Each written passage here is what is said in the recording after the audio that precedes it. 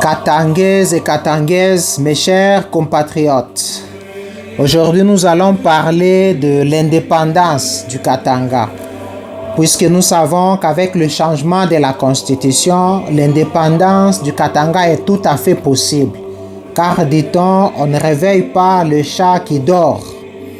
Et nous savons que l'année 2025 sera une année très décisive pour le Katanga, une année des actions. Mais avant d'entrer dans le vif du sujet, il s'avère important de comprendre ce que signifie le terme indépendance. Indépendance vient de deux mots latins, in et dependere. In qui signifie privé de et dependere qui signifie être suspendu à. Bref, de façon étymologique, indépendance signifie ne pas être rattaché à ou carrément ne pas dépendre d'eux. L'indépendance, c'est donc le refus de toute influence, le refus de toute dépendance ou le refus de toute contrainte. Être indépendant, c'est donc prendre son destin en main et ne plus dépendre de quelqu'un ou de quelque chose. Et pour un pays, l'indépendance, c'est donc l'acquisition de son autonomie, et essentiellement dans le domaine politique. Alors, pourquoi évoquer la question de l'indépendance en ce moment? C'est quoi la motivation? C'est quoi le bien fondé de l'indépendance du Katanga?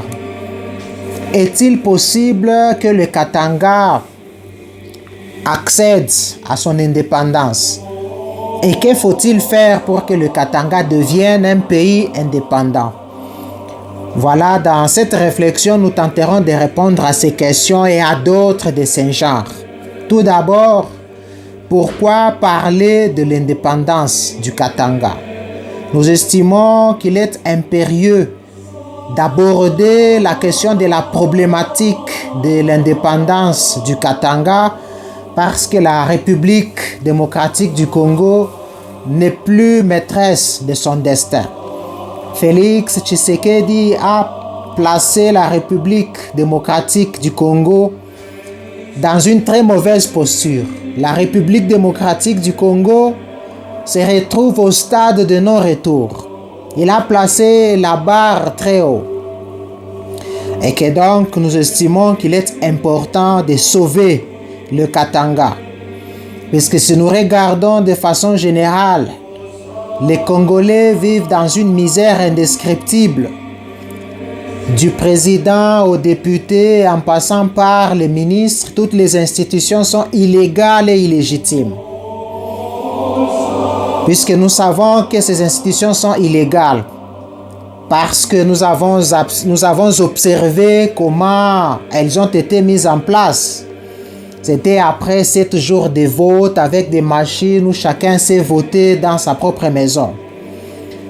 Et ces institutions sont illégitimes puisque ces institutions ne découlent pas du consentement du peuple. Festliga priser på